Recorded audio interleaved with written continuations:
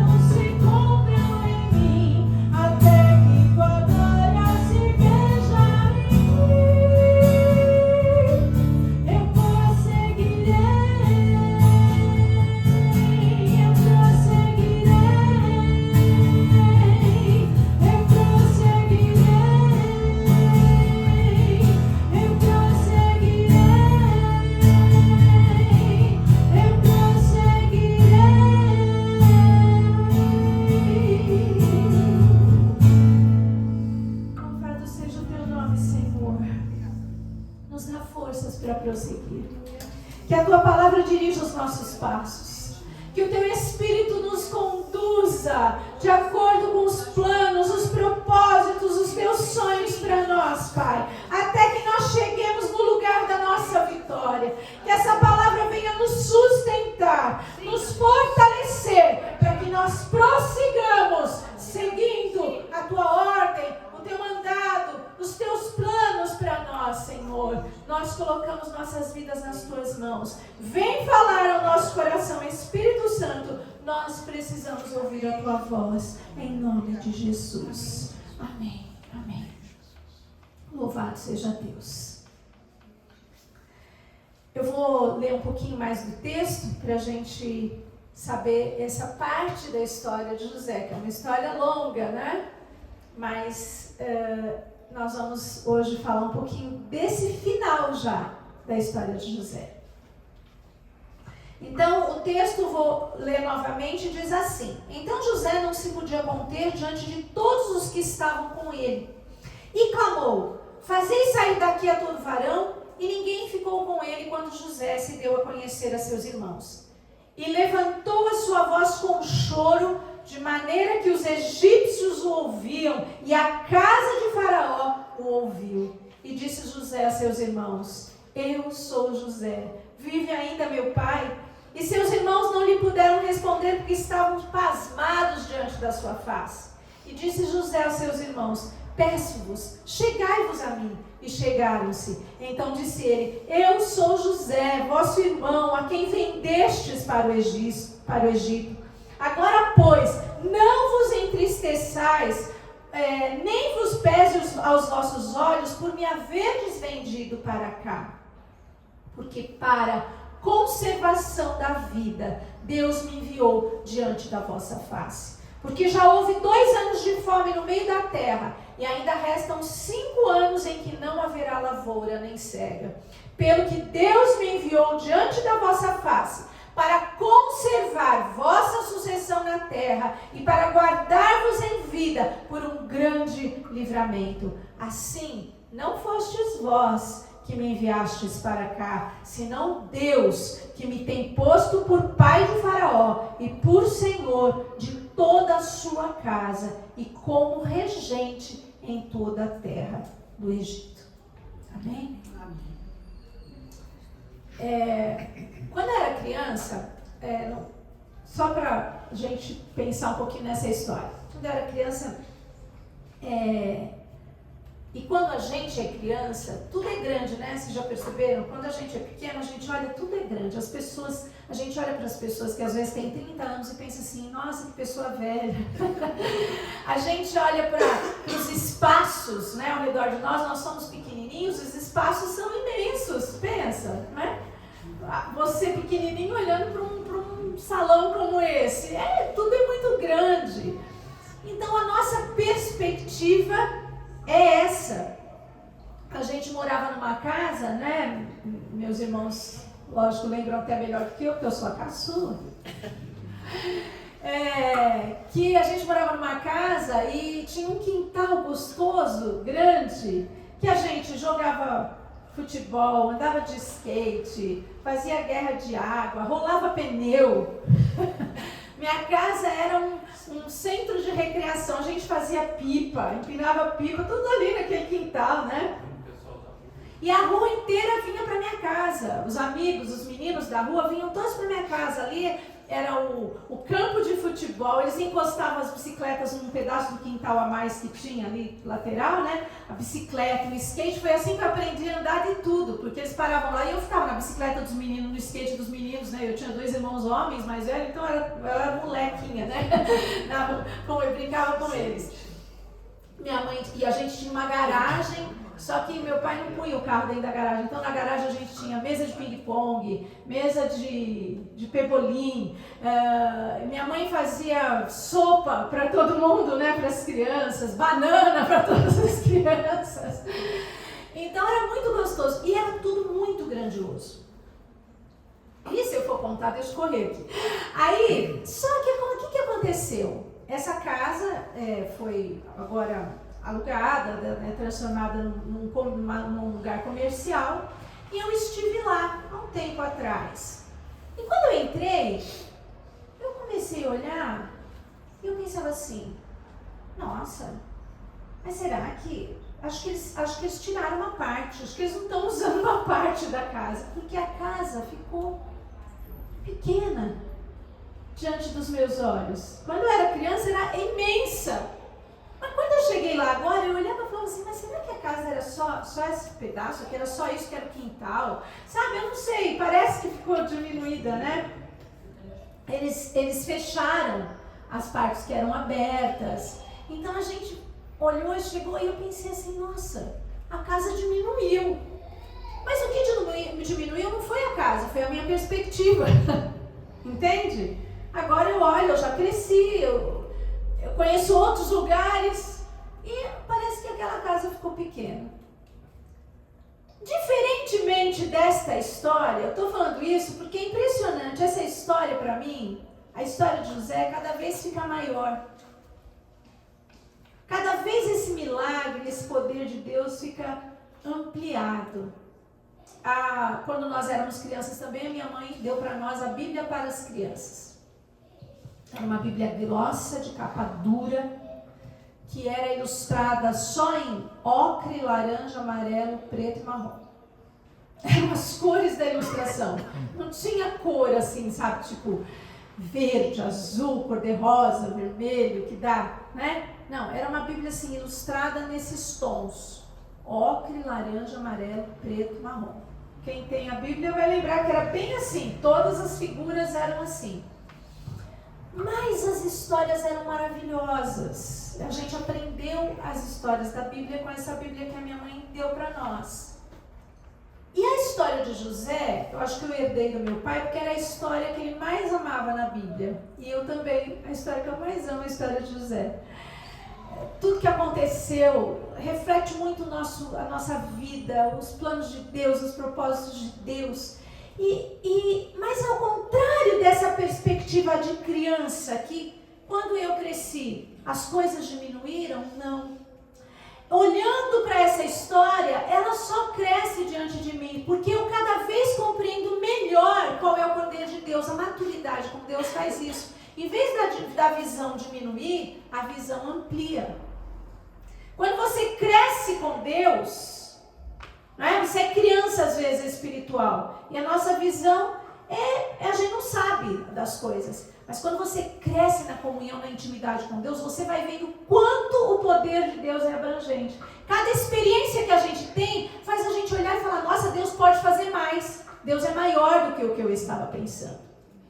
E essa história me fascina, me contagia. Cada vez que eu leio, eu me emociono e fico maravilhada. E quando a gente vê a história de José, todo mundo já leu a história de José? Todo mundo já leu a história de José inteira? Se você não leu, lição de casa, tá? Para esta semana, você vai pegar o livro de Gênesis e vai começar a ler aqui, ó, no capítulo 30 e... acho que é 35. Peraí, deixa eu só conferir aqui.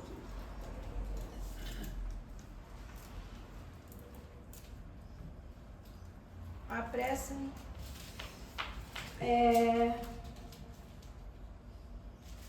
Não, 30.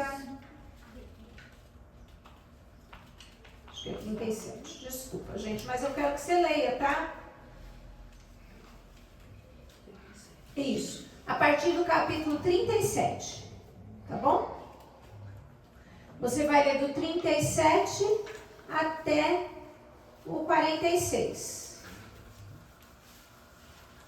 Pode ser mais ainda, até o 47, ó, 10 capítulos, tá bom? 48, acaba o livro de Gênesis. 37 a 48. Você lê um capítulo por dia aí, um capítulo e meio. Tá? Gênesis 37 a 48, capítulos. Você nunca fez isso? Vai fazer essa semana, tá bom? É lição de casa. Semana que vem eu vou fazer chamada oral. Ninguém vem na igreja. Olha, queridos, é maravilhosa a história. José, adolescente, ele começou a ter sonhos que mostravam algo muito especial, em que Deus, nos sonhos, ele se sobressaía em relação aos seus irmãos, até ao seu pai e à sua mãe. Ele se sobressaía na sua família. E ao longo dos anos, os irmãos, ele era um filho muito querido de Jacó. A gente pensa assim, preferido. Hoje a gente entende que quem tem filho não prefere, né? Porque amor de mãe e de pai não dá para você amar mais um do que o outro. Mas às vezes tem afinidades. E José representava algo muito importante para Jacó, porque ele era filho da mulher amada de Jacó, de Raquel. E depois Raquel morre no outro parto de Benjamim. Então, Jacó tinha um amor especial por José. Mas os irmãos começam a invejá-lo. E num determinado momento eles jogam José num poço, iam largar ele lá, não sabiam o que iam fazer, aí passam os mercadores e eles vendem José. José vai para o Egito como escravo, porque ele foi vendido como um escravo. Chega lá, ele é vendido para Potifar e começa a trabalhar na casa de Potifar como escravo. De escravo ele se torna mordomo da casa de Potifar. Aí ele cai numa armadilha, né? Armam para ele a esposa de Potifar. Ele vai preso, vai parar na prisão. Lá na prisão ele se torna o ajudante do carcereiro e interpreta sonhos e acaba se tornando vice-rei do Egito quando ele interpreta os sonhos do faraó. E Deus dá livramento. Deus mostra para ele que a terra ia ter 7 anos de fome e depois, 7 anos de fartura e depois 7 anos de fome. E os primeiros 7 anos, eles não sabiam o que eles iam fazer. Como assim depois vai vir fome?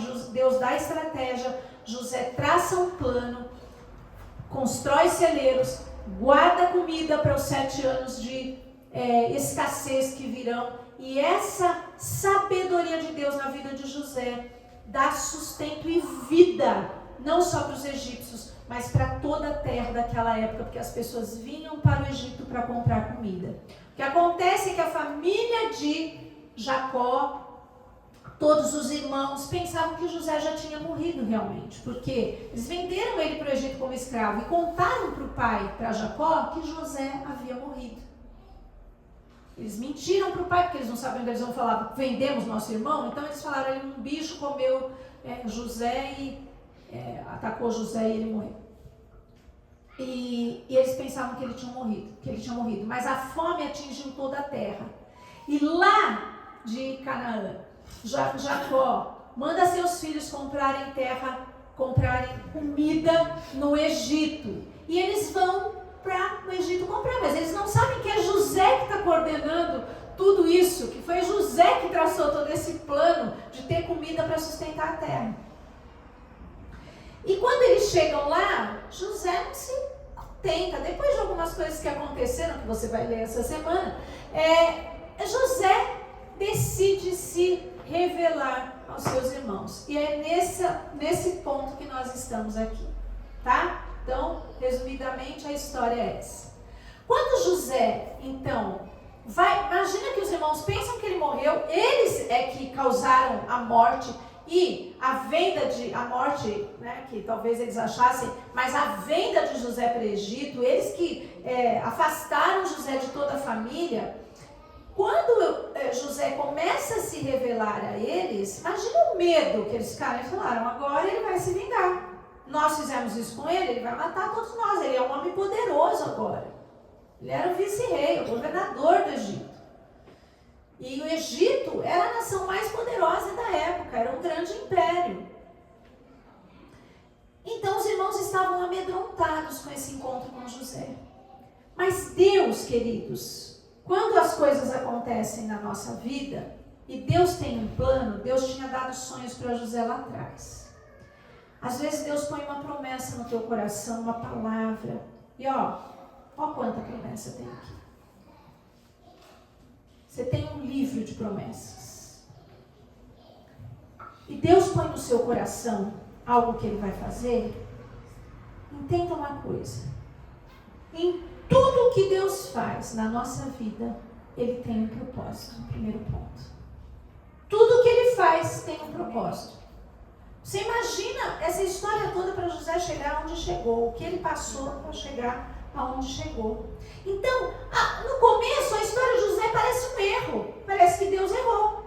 Não é verdade? Ele dá sonhos de que José vai se sobressair, de que as coisas vão ser grandes na vida de José, e de repente José faz o quê?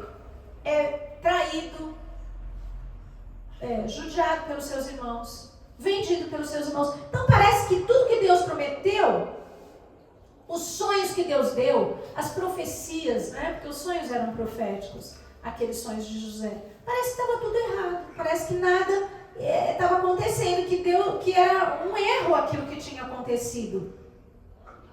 Mas, queridos, olha só, No coração de José, a esperança que ele tinha de ser reconhecido, de ser exaltado, como ele sonhou, se confrontava com o quê? Com a inveja dos irmãos, com a perseguição, com a oposição, com as dificuldades. E não é assim na vida da gente? Às vezes Deus põe no nosso coração fazer, acontecer, realizar, ou mesmo receber as bênçãos, as promessas, e as situações vêm todas opostas, tudo vem ao contrário. Você ouve palavras contrárias, atitudes contrárias, pessoas que se levantam, nada acontece, ao contrário, parece que tudo desaba. De repente você fala, será que agora Deus vai dar o livramento? E aí que piora a situação, não é? Aí dá uma piorada, você fala, mas agora vai piorar, tem como piorar? Ainda tem, um pouquinho. E aí vem e desaba tudo na nossa cabeça. Mas o que a palavra de Deus diz? No versículo 4.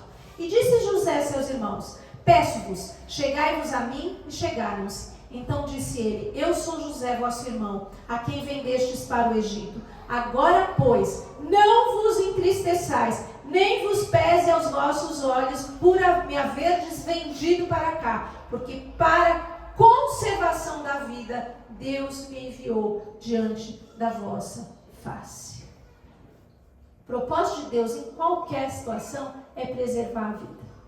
O propósito de Deus em qualquer situação é salvar, é libertar, é dar vida plena, vida abundante. Amém, queridos?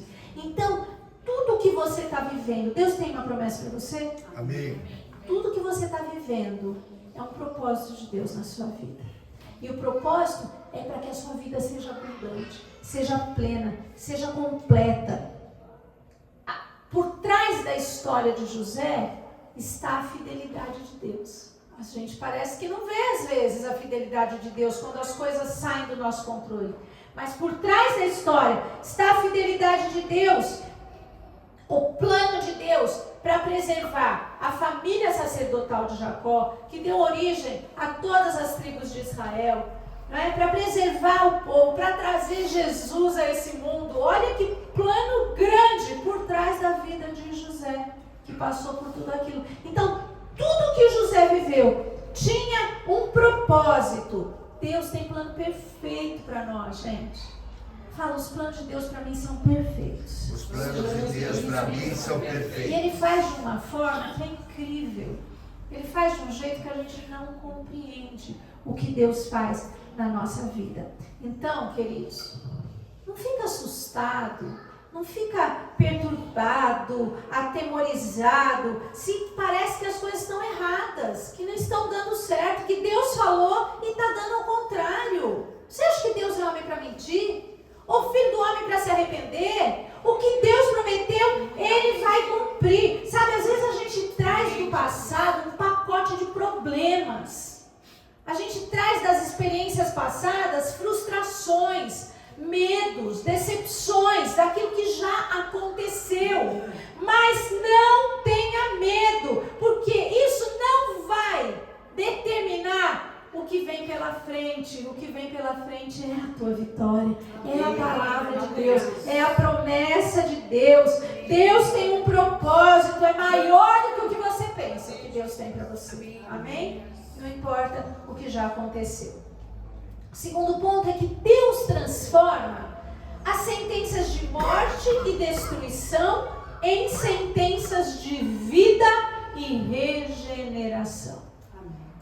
Quando a sentença é negativa, Deus traz uma sentença positiva, uma palavra de vitória sobre as nossas vidas, né?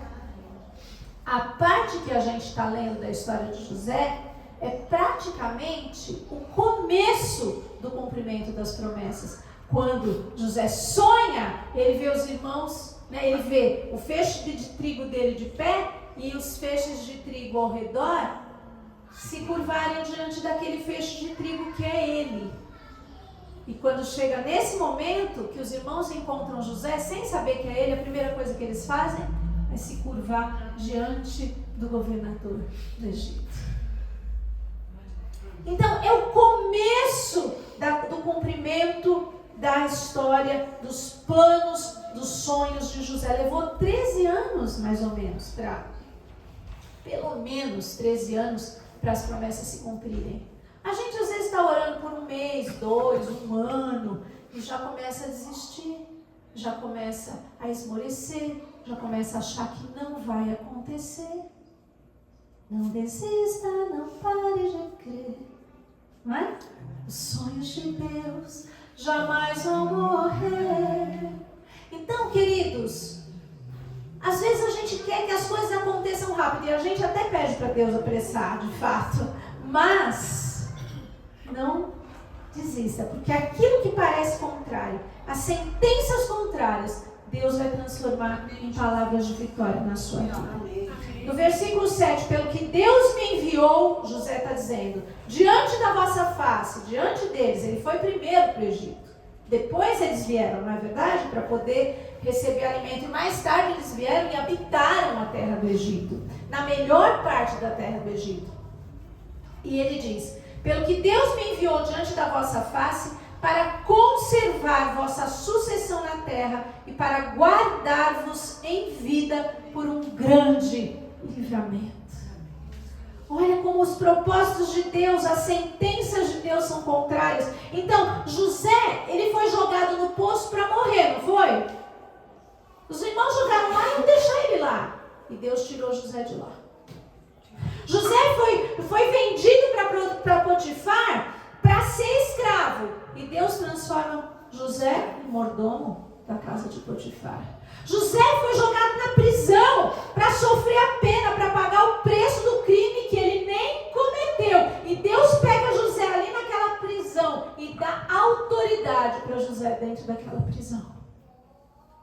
José foi esquecido para apodrecer na prisão, porque ele lá revelou os sonhos e ficou naquela esperança de que o copeiro que saiu vivo, né, lembrasse dele. Mas o tempo foi passando e José ficou ali na prisão. Parece que ele foi esquecido, mas Deus tira José da prisão e levanta ele e põe como governador do Egito. Olha o que é Deus transformando a maldição em bênção, as sentenças contrárias em sentenças de vitória. Isso é o que Deus quer fazer na sua vida. Se Deus tem um plano, uma promessa, uma palavra profética sobre você, aquilo que vem contrário, Deus transforma e te coloca num alto retiro e te coloca numa posição de vitória. Aquilo que o homem fala, aquilo que o inimigo faz, porque muitas vezes, gente, a promessa já está ali na nossa frente, mas o diabo vem para querer roubar. Então ele tampa a nossa visão, ele põe tantas coisas difíceis que chamam a atenção dos nossos olhos e a gente tira os olhos da promessa. Não é verdade? As coisas começam a ficar difíceis, você começa a olhar para a situação e tira os olhos da promessa. Então, se Deus permite uma situação na sua vida, Ele vai transformar essa situação num processo, num motivo de glória ao nome dele e alegria para o teu coração. Você crê nisso? Deus quer tirar o peso do teu ombro nessa manhã. Deus quer fazer um milagre na sua vida. Deus quer levantar você em vitória. Então, tudo que está vindo contrário, Deus vai transformar em bênção. Aquilo que é não, Deus vai dizer sim. Amém? E qual é a palavra final? Quem tem autoridade? Quem tem poder? É o nosso Deus. Deus quer tirar os estigmas, as palavras malditas que foram ditas, as palavras que dizem para você que não, Deus quer transformar em si. Amém? Amém. Terceiro, não pare de crer. Não para de crer. Não crê até hoje, aí a situação aperta, você fala assim, não vou crer mais. Não é verdade? Porque a tendência nossa é essa. Olha o que fala nos versículos 26 a 28 desse capítulo 45. Lá para frente, diz assim, ó. Então lhe anunciaram dizendo, José ainda vive. Isso aqui, esse texto, é quando os irmãos voltam para encontrar Jacó e contar que o filho não morreu. O filho que ele já chorou o luto, que ele já sofreu, que ele tem saudade há tantos anos, né? Que ele já, imagina, não tinha esperança nenhuma de encontrar o filho. E aí eles vêm e anunciam, dizendo: José ainda vive, e ele também é regente de toda a terra do Egito. E o coração de Jacó desmaiou, porque não os acreditava. Ontem me contaram que a pessoa, quando soube que estava grávida, depois de um tempo e tal, estava sentada no braço do sofá, e aí o marido falou assim: ó, o médico está ligando para falar com você, para te dar o resultado do exame. Quando só de falar isso a pessoa desmaiou. Claro, quando você não espera, Jacó não esperava a notícia, e de repente o coração dele desmaiou. Quando eles dizem: Jacó ainda vive. Porém, havendo-lhes eles contado todas as palavras de José que ele lhes falara, e vendo ele os carros que José enviara para levá-lo, reviveu o espírito de Jacó, seu pai, e disse Israel: basta, ainda vive meu filho José, e eu irei e o verei antes que eu morra. Como diz o Salmo: não morrerei, mas viverei e contarei as obras do Senhor. Você não vai morrer, não deixa de crer. Abre os teus olhos e vê. Amém, queridos?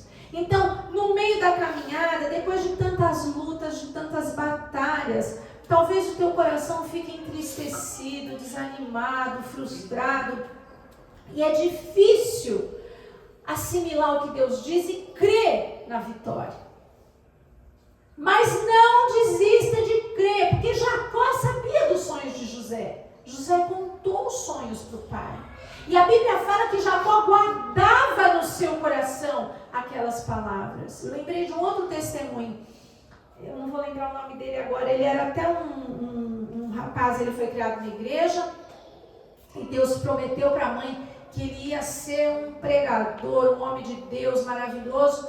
E de repente ele se desvia e aí ele começa a tocar numa banda popular, inclusive famosa, que agora me deu um branco do nome dele. Ele ficou famoso tocando e tal. Só que aí ele entrou para o mundo das drogas e várias coisas aconteceram. De repente ele vai parar no hospital, eu já não lembro mais se é por uma overdose ou não, mas enfim, ele vai parar no hospital e a situação é gravíssima e ele morre.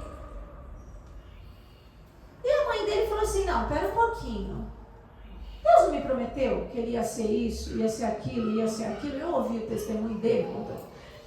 Ia ser isso, ser aquilo? Como assim? E começou a orar no hospital e não saiu de lá, e o corpo do moço já estava indo, sabe, dentro do hospital tem aquele setor que é praticamente o necrotério ali, onde eles cuidam e tal. E ela orando, e aí ela entrou ali e começou a orar, e Deus ressuscitou o seu filho.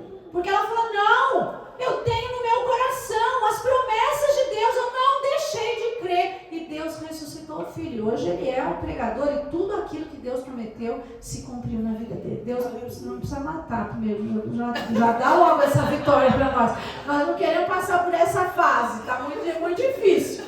Mas enfim, não deixa de crer. Não deixa de confiar. A Bíblia fala que Jacó, ele guardava no seu coração as promessas. Os outros filhos zombavam de José, mas Jacó não, ele guardava no coração. Só que de repente alguém chega e fala: José está morto. É natural que ele deixasse de crer, não é verdade? E nós olhamos para as situações e falamos assim: mas isso aqui já morreu, já acabou, não tem mais jeito. Esse trabalho, isso que eu pus a mão, não deu certo, já foi para trás, já era, já passou. Aquela pessoa na minha vida já era, já morreu, já passou. Aquele empreendimento, aquele sonho, aquele propósito, isso já acabou. É difícil crer quando a gente vê as coisas destruídas, acabadas ou distantes de nós. Mas Deus está falando para você nessa manhã: não deixe de crer. Não deixa de confiar, não deixa de esperar, mesmo diante do que parece que está morto. porque Deus tem poder de vida, de ressurreição, de dar vitória. Então a gente não pode parar de crer. Tira os olhos das circunstâncias, olha para Jesus. Fecha os olhos carnais e abre os olhos espirituais. E Deus vai fazer cumprir na tua vida. Nós temos que ser como as crianças, sabe? Criança quando confia no pai, ele pula até do telhado, porque ele sabe que o pai vai pegar embaixo. Ele nem pensa se tem perigo dele quebrar a perna, bater a cabeça, morrer, acontecer. Que nada, meu pai está ali embaixo para pegar? Eu pulo, nem sei. Nós temos que ter essa confiança com Deus, continuar crendo que Ele vai te sustentar, amém? Que Ele vai te segurar e as promessas vão se cumprir. Por quê? Quarto ponto, a promessa está de pé, amém? Amém. Pensa naquela promessa que Deus fez para você. Pensa naquilo que você está esperando do Senhor. Pensa mesmo agora. Fecha os teus olhos um minutinho. Pensa naquilo que Deus já falou com você. Aquilo que Deus falou continua de pé. Aquilo que Deus prometeu, a salvação dos teus, a mudança das circunstâncias, a tua prosperidade, o teu ministério, a tua saúde, a tua cura, o teu milagre, a restauração do teu coração, da tua alma. Deus não é homem para mentir. Olha para cá. Você acha que Deus teve amnésia? Deus não esqueceu das promessas. As promessas estão de pé. As promessas de Deus estão de pé. O texto fala, lá no capítulo 46 agora, do versículo 1 ao 4. E partiu Israel com tudo quanto tinha. E Jacó, vai agora para encontrar José. E veio a Berseba e ofereceu sacrifícios ao Deus de Isaac, seu pai, e falou Deus a Israel em visões de noite. Jacó estava indo a caminho do Egito para encontrar José. No meio do caminho ele para, adora ao Senhor, oferece presentes para Deus de coração, a oferta de coração, a adoração. E aí Deus fala com Jacó. Jacó, Jacó. E ele disse, eis-me aqui. E disse, eu sou Deus, o Deus de teu pai. Não temas descer ao Egito, porque eu te farei ali uma grande nação. E descerei contigo ao Egito, e certamente te farei a tornar a subir. E José porá a sua mão sobre os teus olhos. As promessas estão de pé. As promessas estão de pé. Quando nada está acontecendo, parece que tudo está estagnado, fala com Deus. Fala com Deus. Eu faço às vezes uma oração assim, Eu chego para Deus e falo assim, Deus, talvez não seja a hora ainda, porque nada está acontecendo. Mas se vai demorar um pouquinho mais e eu preciso crer, então me deixa ver, me dá um vislumbre da tua glória, me deixa ver uma pontinha dessa vitória. E você sabe que Deus faz isso? E Ele renova a nossa fé no coração para a gente crer que as promessas estão de pé. Aí o nosso coração volta a esperar com esperança, amém? Volta a esperar crendo que as promessas estão de pé. E Deus sempre vai te responder com uma palavra profética. Deus sempre tem uma palavra de cumprimento. Olha só, Jacó já nem esperava mais encontrar José. E de repente ele está indo ao encontro de José. Imagina a expectativa do coração dele. Mas quantos anos de estagnação, quantos anos sem ver nada acontecer. E de repente ele fala, Senhor, e agora eu estou indo para o Egito, largando tudo aqui. Será que isso é verdade? Será que meu filho está lá? E Deus fala para ele, Jacó, não tenha medo de subir ao Egito. Eu vou te abençoar. Então Deus vai te responder. Se o teu coração está querendo desistir, se você não enxerga mais as promessas, fala com Deus. Deus vai renovar a tua fé com uma palavra profética para o teu coração. Ele vai confirmar as promessas que Ele te fez. Amém? Amém.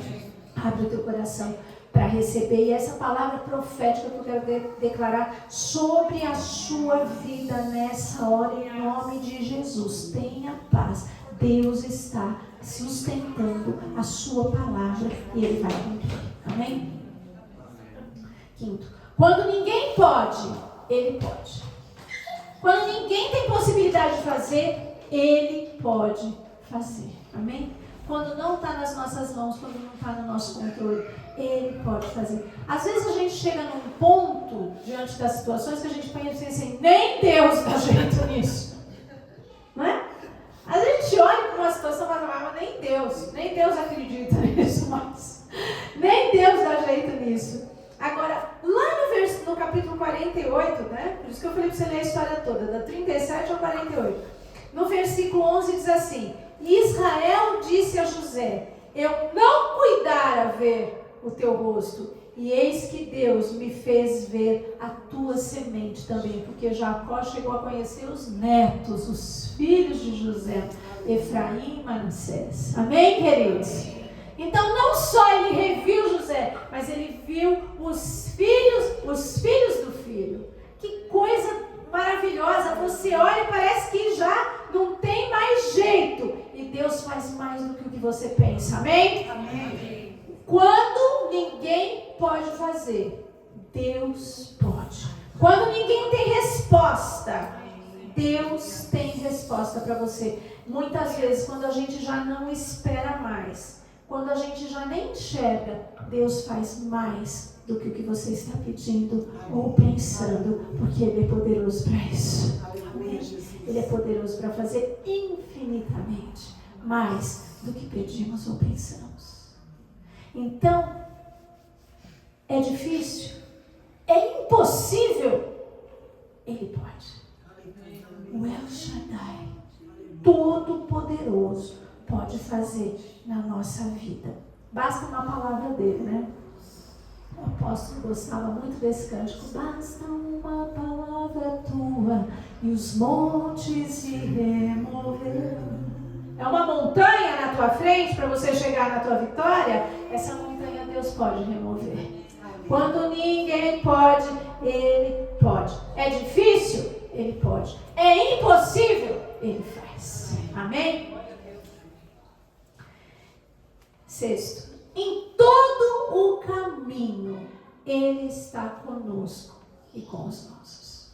Você acha que José ficou sozinho desde daquela adolescência em que os irmãos o rejeitavam, invejavam, caiu no poço, foi parar na casa de Potifar, foi para a prisão, ficou lá esquecido? Será que José ficou sozinho todo esse tempo e depois, quando ele se torna governador do Egito, Deus agora está com ele, olha como ele está exaltado? Acho engraçado porque a gente tem uma maldade no coração e infelizmente a igreja também. Por quê? Porque nós somos gente e as pessoas em geral, né? Porque assim, uma pessoa está passando por luta, todo mundo pensa, está longe de Deus, aconteceu alguma coisa, Deus está pesando a mão e tal. A pessoa está próspera, Deus agora está com ela, agora está tudo bem. Mas pera um pouquinho. Na hora da luta é quando Deus mais se manifesta na nossa vida, é quando Ele carrega a gente no colo. Amém? Então não tem nada a ver isso não, é um olhar crítico, humano. Mas Deus está conosco em toda a caminhada, nos dias das lutas e nos dias das vitórias. Amém? Lá no capítulo 48 ainda, no final da história, Jacó abençoa José e diz: o Deus em cuja presença andaram os meus pais, Abraão e Isaque, o Deus que me sustentou desde que eu nasci até este dia, o anjo que me livrou de todo mal, abençoe estes rapazes, estava falando de Manassés e Efraim, e seja chamado neles o meu nome e o nome de meus pais, Abraão e Isaque, e multipliquem-se como peixes, em multidão no meio da terra. Amém, queridos? Ah, que Deus poderoso, que Deus glorioso, que Deus maravilhoso, que cuida da nossa vida. Olha o que Jacó declarou: ele esteve comigo em todo o tempo. Perder um filho não é fácil. Jacó passou por essa dor, mesmo que José não tinha morrido. Para ele, José morreu. Ele sofreu a dor da perda, ele sofreu a dor da ausência, ele sofreu a dor de achar que nada ia acontecer. E de repente, Deus mostra a vitória. Mas Jacó não passou por isso sozinho. Você não está passando por isso sozinho, porque em todo caminho Deus está conosco. Amém? Amém. Quando José estava no poço, sabe quem estava lá? Quem estava lá no poço junto com José? Deus estava lá com ele. Quando José estava na casa de Potifar, José estava sozinho? Não. Deus estava lá com ele. Ah, mas quando ele foi preso naquela cela, Deus estava lá com ele. E quando ele foi tirado de lá e teve que se apresentar diante de Faraó, Deus estava lá com ele. E quando José foi colocado como governador do Egito, Deus estava lá com ele. Quando você está passando pelos vales, Deus está com você. Mas quando você chegar no topo da montanha, Deus estará com você. Então, em todo o processo, em todo o caminho, em todo o tempo, Deus está com você. Jesus é o nosso bom pastor, que guia os nossos passos. Dependo de ti, né? Nós cantamos hoje essas canções que nos ajudam a entender essa palavra. Dependo de ti, meu bom pastor, sem ti nada sou. Porque na caminhada a gente se vê perdido, se vê fraco, mas Deus está conosco em todo o caminho. Amém, queridos? 1000 caem ao nosso lado, 10.000 à nossa direita, mas Deus está com você. Você não vai ser atingido. Amém? Mas passar por essas coisas não é fácil. Segura nas mãos de Deus. Amém. Você não está sozinho. A promessa está de pé. Amém? Amém. Fica de pé. Repete comigo essas frases. Em tudo que Deus faz, Ele tem um propósito. Ele tem um propósito. Deus transforma sentenças de morte e destruição. Deus transforma sentenças de morte e destruição em sentenças de vida e regeneração. Em sentenças de vida e regeneração. Não paro de crer. Não paro de crer. A promessa está de pé. A promessa está de pé. Quando ninguém pode, Ele pode. Quando ninguém pode, Ele pode. Em todo caminho. Em todo caminho. Ele está comigo. Ele está comigo. E com os meus. E com os meus. Amém? Amém. Levanta tua mão para o céu. Deus, em nome de Jesus, a tua palavra nos sustenta, nos anima, nos levanta. A tua palavra nos ensina que nós não podemos, não precisamos desistir, porque quem sustenta a promessa, quem faz cumprir, quem faz acontecer é o Senhor. Nós sabemos que a tua presença está conosco, que ela seja perceptível na nossa vida, que nos dias de luta e de dor, o teu Espírito venha nos consolar e fortalecer, e que nos dias de vitória nós possamos dar glória ao teu nome. Fortalece essas mãos levantadas, Senhor, para que nós possamos esperar as promessas até que elas se cumpram. Apressa as tuas promessas e se cumprirem na nossa vida, Senhor. Nós cremos que tu és fiel. Toda palavra contrária, toda palavra que veio para nos desanimar, para roubar de nós a esperança, seja anulada. Passa o teu sangue agora e traz a palavra de vida e vitória sobre cada um, em nome de Jesus Cristo. Os teus propósitos se cumpram em nós e através de nós, para que haja vida em nome de Jesus. Amém. Deus te abençoe. Amém.